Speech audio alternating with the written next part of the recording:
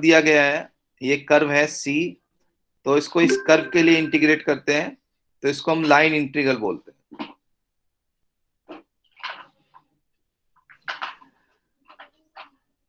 For which we integrate over a piecewise smooth curve. ये curve क्या होता है? स्मूथ कर्व होता है, ब्रेकिंग कर्व नहीं होता है। The terminology somewhat unfortunate, this type of integral might be better described as a curve integral, और इसको हम लाइन इंटीग्रल की जगह कर्व इंटीग्रल भी बोल सकते हैं। To introduce the concept of a line integral, consider the mass of a wire of finite length given by a curve in C in space. The density mass per unit length of the wire at the point xyz is given by fxyz. Partition curve C by the points P0, P1, Pn. Then mass of the wire is I equal to 1 to n summation fi xi yi zi delta si. Delta S I क्या होता है? Difference होता है दो points के बीच का। तो इसका प्रॉपर डेफिनेशन है, if F is defined in the region containing a smooth curve of finite length, then the line integral of f along curve C is given by integral C fxy ds is equal to limit delta tends to 0 summation I equal to 1 to n fi f xi yi delta si for plane। अगर space के लिए होगा तो एक variable और add हो जाएगा, F X Y Z, F X Y I, Z I. लग रहा कोई ज्वाइन कर रहा है बीच में।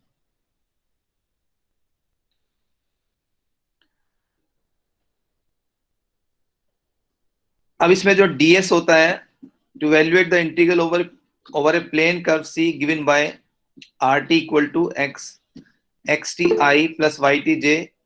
ये मान लीजिए जो कर्व है उसकी वेक्टर फॉर्म है, ठीक है, और इससे ds का फॉर्मूला होता है norm R dash D T, यानी कि अंडर रूट इसका जो है मैग्नीट्यूड निकालना होता है, ठीक है। तो मैग्नीट्यूड क्या होगा? Under root X dash T square plus Y dash T square, यानी कि डेरिवेटिव का मैग्नीट्यूड निकालना। तो इसका अगर हम डेरिवेटिव करेंगे, आर डैश टी करेंगे, तो X dash T I plus Y dash T J होगा, फिर उसका मैग्नीट्यूड निकालना। तो मैग्नीट्यूड क्या होगा? Under root X dash T square plus Y dash T square D T.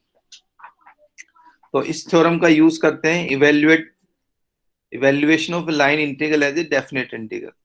Let f be a continuous in a region containing a smooth curve C if C is given by, यानी कि जो C है वो vector form में है, rt equal to xti plus ytj and t lies between a and b, then integral C fxy ds equal to a to b f xt yt under root x dash t square plus y dash t square dt. Similarly, for 3 variable, it will be z dash t square. अगर मान लीजिए जो function है इसकी value 1 है तो उसको बोलते हैं length of the curve. For example, evaluate the line integral. इस तरह से क्वेश्चन है कि line integral C X square minus Y plus 3z ds, where C is the line segment as shown in the figure. C कहां से कहां तक है? 0 0 से 1 to 1 तक है, ओके। तो begin by writing a parametric form the equation of A line. तो सबसे पहले हमें क्या करना है? इसको टी की फॉर्म में लिखना है। तो टी की फॉर्म में लिखने के लिए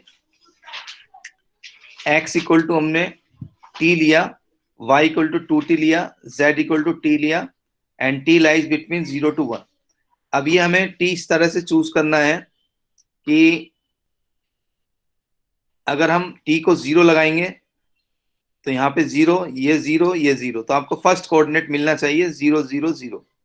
और जब हम t को 1 लगाएंगे तो 1, यहाँ 1 लगाया 2, यहाँ 1 लगाया 1, तो 1 to 1 आपको कोऑर्डिनेट मिला। तो आपको t क्या है? 0 to 1 के बीच में अगर हम ले रहे हैं तो इस तरह से हमें इसको पैरामेट्रिक फॉर्म में चूज करना पड़ेगा, ठीक है।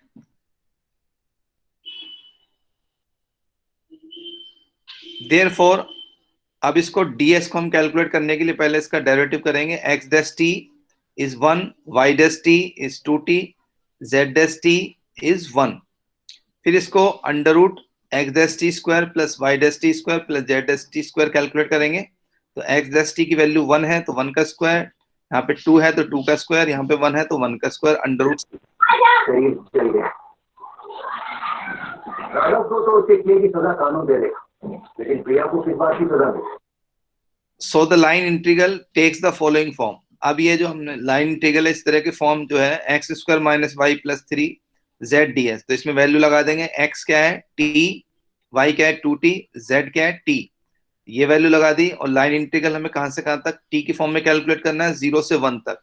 तो 0 से 1 हो गया, और ds की वैल्यू हमने कैलकुलेट करी है अंडर रूट 6 dt। तो अंडर रूट 6 कॉमन आ जाएगा, 0 to 1, और ये आपका टी स्क्वायर प्लस टी हो गया। अब इसका इंटीग्रेशन कर देंगे, t³ plus t²/2 limit 0 to 1, और ये 5√6/6 हो गया। ठीक है, तो इसको एक बार फिर से देख लीजिए पैरामेट्रिक फॉर्म में कैसे चेंज करते हैं।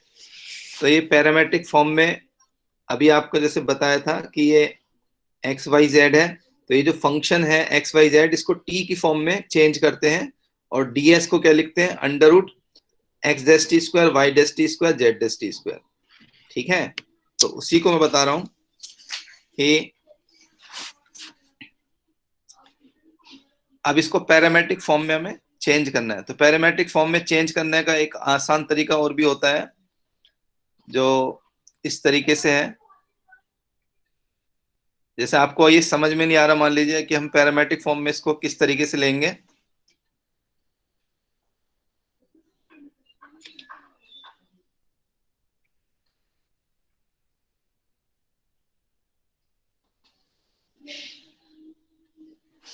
तो अगर t हमारा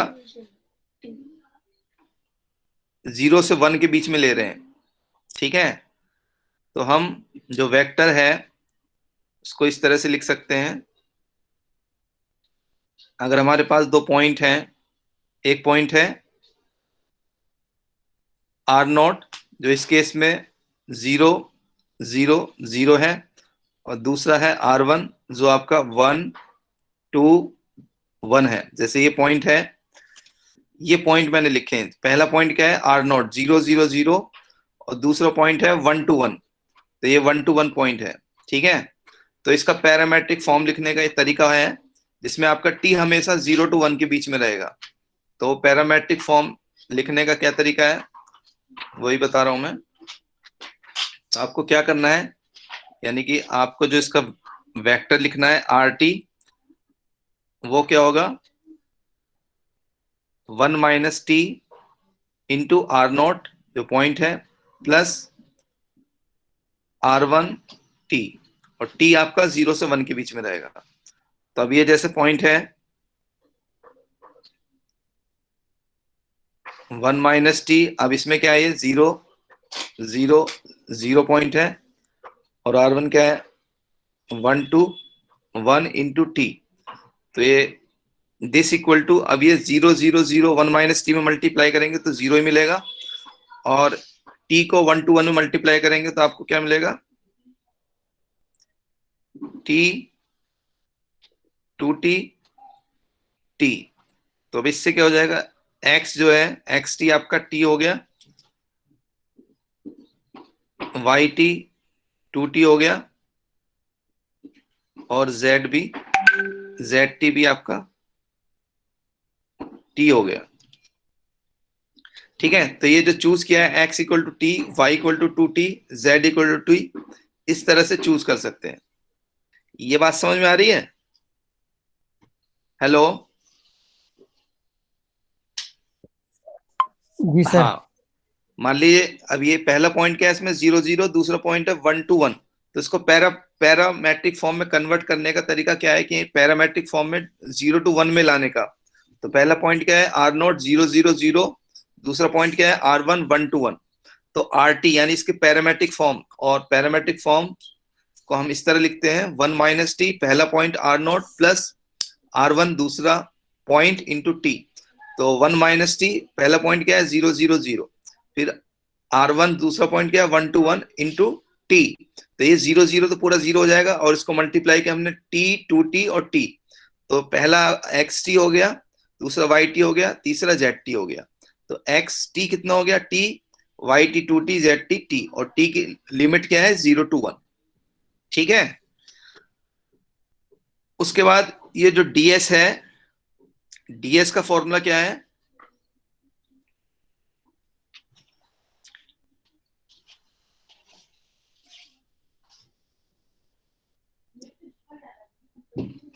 ये डीएस का आपका फॉर्मूला है। डीएस का फॉर्मूला क्या है, under root X dash T square Y dash T square Z dash T square D T. तो ये आपने under root X dash T square Y dash T square Z dash T square calculate किया।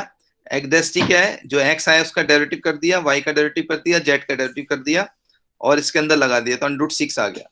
तो यहाँ पर जो आपका जो ये है, इसको पैरामेट्रिक फॉर्म करने के लिए एक्स की वैल्यू टी, वाई की वैल्यू 2t, जेड की वैल्यू टी, डीएस की वैल्यू ये वाली value under root 6 D T, और लिमिट क्या है 0 to 1।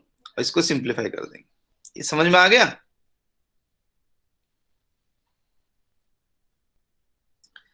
इसी तरीके से अगर मान लीजिए हमारे पास सी जो है, C is a path composed of C1, C1, C2, Cn. If f is continuous on C, it can be shown that C fxy ds equals to C1 fxy ds plus C2 plus C3। यानी हमारे पास continuous path है, तो उसका जो total होगा उस तरह से हम ब्रेक करके लिख सकते हैं। जैसे ये है, evaluate C X D S where C is the piecewise smooth curve shown in the figure. तो ये जो C है, पहले C1 प्लस C2 है, पहले यहां से C1 0 से 1 1 तक, और फिर 1 1 से 0 0 तक, तो ये आपका C है, C1 प्लस C2। तो ये पीस वाइज है क्योंकि दो पार्ट में है, पीस में है। तो इसमें हम क्या करेंगे, पहले C1 का इंटीग्रल कैलकुलेट करेंगे, फिर C2 का कैलकुलेट करेंगे, दोनों को ऐड कर देंगे एज पर दिस। अगर C हमारे पास पीस वाइज में है, C1 C2 ऐसे पीस में है, तो सबका इंटीग्रल कैलकुलेट करके उनको ऐड कर देंगे, तो पूरे C का कैलकुलेट हो जाएगा। तो इसमें आपको कैलकुलेट करना है C x ds where C is the piecewise smooth curve shown in this figure. Begin by integrating line up. अब देखिए जो पहला जो है उसमें y इक्वल टू क्या है, x है। ठीक है, तो y इक्वल टू x है, तो x को हम t लगा लेंगे तो y भी t हो जाएगा, और ये लिमिट क्या है 0 to 1। तो 0 to 1 के लिए तो आर टी क्या हो गया, R T T I plus T J, इसका डेरिवेटिव टी का 1 एक्स डैश टी करेंगे, ये एक्स डैश टी क्या है, टी है, यानी यहां से भी देख लो एक्स डैश टी, इसका डेरिवेटिव करेंगे तो 1 आएगा, इसका डेरिवेटिव भी 1 आएगा, तो X dash T 1 Y dash T 1। तो इसका अंडर रूट कैलकुलेट कर लेंगे यानी मैग्नीट्यूड, तो X dash T square plus Y dash T square equal to under root 2 आ गया। तो जो हमारा C1 है एक्स डी एस, उसका क्या होगा 0 to 1, एक्स की जगह टी लगा देंगे, और ds की जगह under root 2 into D T. तो अंडर रूट 2 बाहर आ जाएगा, टी का integration T square by 2, limit लगा देंगे तो ये रूट 2 बाई 2 आ गया। ठीक है,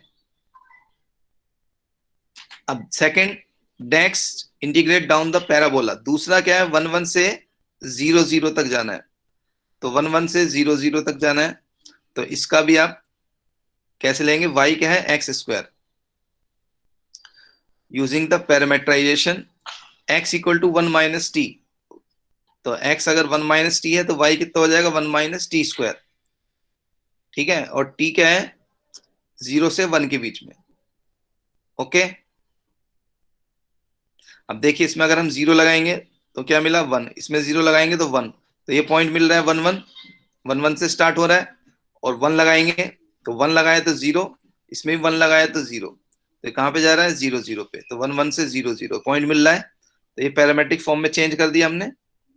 for this curve R T is 1 minus T plus 1 minus T square J, which implies इसका एक्स टी माइनस 1 और इसका Y dash T minus 2 times 1 minus T, फिर इसका under root X dash T square plus Y dash T square calculate कर लेंगे, तो ये under root 1 plus 4 1 minus T square.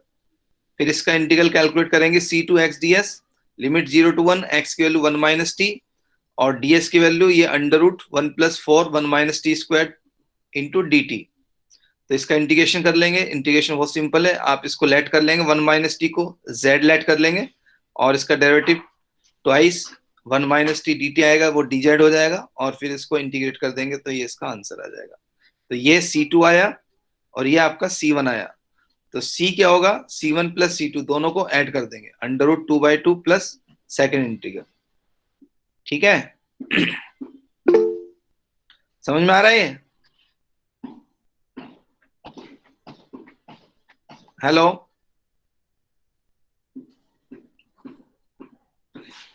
इसी तरीके से देखिए, evaluate line integral Cx+2 ds where C is the curve represented by RT equal to Ti plus 4/3 T raised to power 3/2 J plus 1/2 T square K.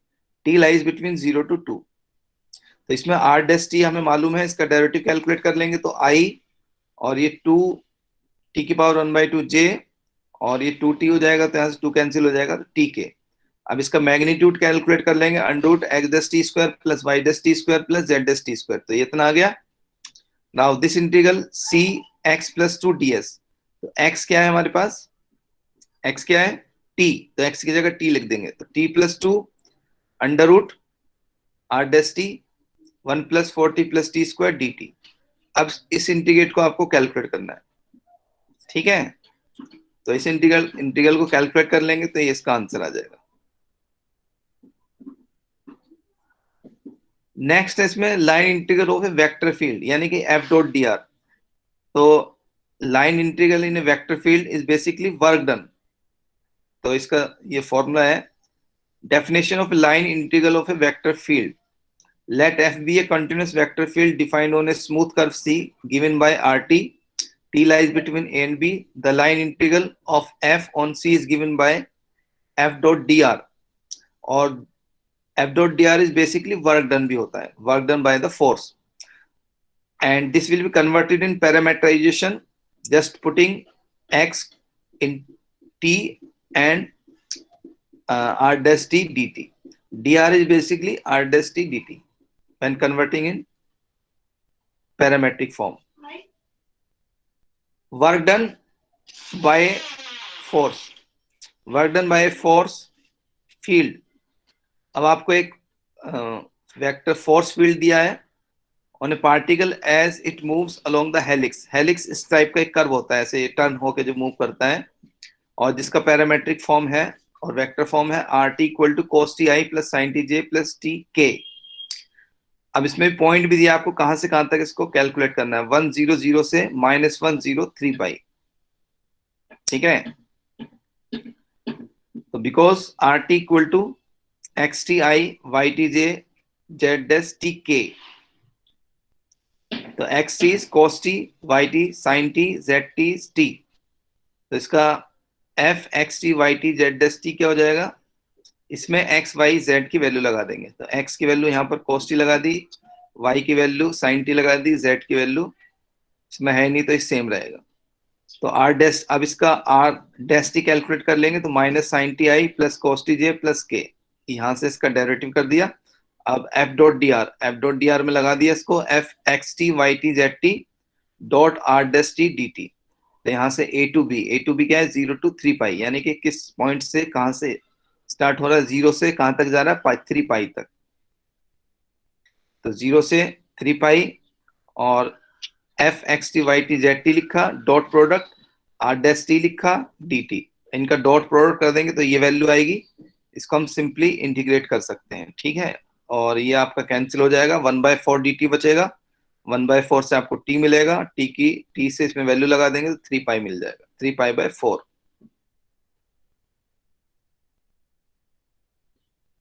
इसी तरीके से एक और question इसमें आप देख सकते हैं, let f(x, y) equal to y I x² j and evaluate the line integral F.dr for each of the parabolic curve shown in the figure. तो इस ए पार्ट में आपको C1 दिया है, R1t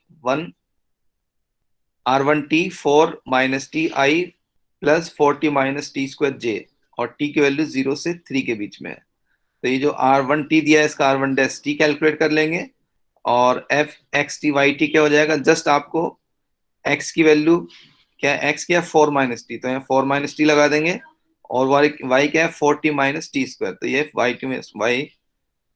की जगह 40 - t² लगा देंगे। अब F.dr कैलकुलेट कर लेंगे, तो ये आपका 40 minus T square plus 4 minus T square है, और ये हमने आर डेस टी कैलकुलेट किया था, ये लिखा इंटू डी टी। इसका डॉट प्रोडक्ट कर देंगे तो आई डॉट आई 1 होता है, जे डॉट जे 1 होता है, तो दिस इंटू दिस हो जाएगा simply, and this into this हो जाएगा। तो इसको ओपन करेंगे तो आपको ये मिलेगा, और सिंप्लीफाई करके ये मिलेगा। इसके बाद सिंपली इसकी इंटीग्रेशन कर देंगे, t4/4, t³ 3, t²/2 and t, और इसमें लिमिट लगा देंगे 0 to 3, तो ये आपका 69/2 आ जाएगा। सिमिलरली हम इसको भी कैलकुलेट कर लेंगे। इसके बाद line integral in differential form. A second commonly used form of the line integral is derivative from the vector field notation used in the preceding section. तो f हमें पता है vector field mi plus nj होता है, और rt xti plus yt plus ytj है। अब f dot dr क्या हो जाएगा, dr बाई dt। dr का मतलब इसका हमने डेरिवेटिव कर दिया, इसको dt और dt से मल्टीप्लाई डिवाइड कर लिया, और ये क्या मतलब है इसका, r डैश t। तो M I plus N J और X dash T plus Y dash T into D T, और एक्स डैश टी का मतलब हम लिख सकते हैं D X by D T, इसको D Y by D T, और इसका डॉट प्रोडक्ट कर देंगे तो M D X D T plus M D Y by D T into D T, और डी टी कैंसिल हो जाएगा तो M D X plus N D Y. तो ये इसका डिफरेंशियल फॉर्म है। इसी तरीके से डिफरेंशियल फॉर्म फॉर 3 वेरिएबल के लिए M D X plus N D Y plus P D Z हो जाएगा। This is very simple. For example, let C be the circle of radius 3 given by RT equal to 3 cos t, I plus 3 sin t j, t lies between 0 to 2 pi. Evaluate the line integral C y cube dx, x cube 3x y square dy. तो यहाँ पर x क्या है 3 cos t, y क्या है 3 sin t। ठीक है, तो इसका dx क्या हो जाएगा, dx is minus 3 sin t dt, और इसका dy क्या हो जाएगा 3 cos t dt। इसको आपको सिर्फ सब्स्टिट्यूट करना है। ठीक है, अभी क्योंकि सर्किल यहाँ से स्टार्ट हो रहा है और पूरा कहाँ तक जा रहा है 2 पाई तक, तो 0 से 2 पाई इसकी लिमिट हो जाएगी। और y क्यूब, y क्या है हमारा 3 sin t, तो 3 sin t का क्यूब हो जाएगा। dx क्या है माइनस 3 sin t dt, ये यहाँ लिख दिया। Similarly x cube 3 cos t का क्यूब कर देंगे, प्लस 3 x की जगह 3 cos t, y की जगह 3 sin t लगाएंगे, उसका स्क्वायर कर देंगे, और dy की जगह 3 cos t dt लिख के इसको सिंप्लीफाई करेंगे। तो इसको हमने सिंप्लीफाई किया तो ये आया। ठीक है, और इसको सिंप्लीफाई किया तो इस तरह का ये आया, और साइन स्क्वायर 2t को हम लिख सकते हैं 1 माइनस cos 4t/2। अब इसको सिंपली इंटीग्रेट कर सकते हैं और लिमिट लगा देंगे।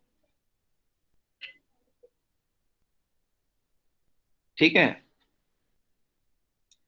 एक और आप देख सकते हैं, evaluate the line integral in differential form y dx x square dy where c is the parabola y 4x square minus x square from 40 to 13 as shown in this figure। ठीक है, तो यहाँ पर y क्या है 4x minus x square, तो इसका dy क्या हो जाएगा 4 माइनस 2x dx। तो ये हम रख सकते हैं इसके अंदर y की value 4x minus x square dx plus x square, x की वैल्यू क्या है एक्स स्क्वायर, यानी इसको हमने dx में ही चेंज कर लिया, और इसकी लिमिट क्या है 4 to 1, x की लिमिट 4 to 1, और फिर इसको इंटीग्रेट कर देंगे तो ये इसका आंसर आ जाएगा। तो इस तरह से भी इसको हम कैलकुलेट कर सकते हैं।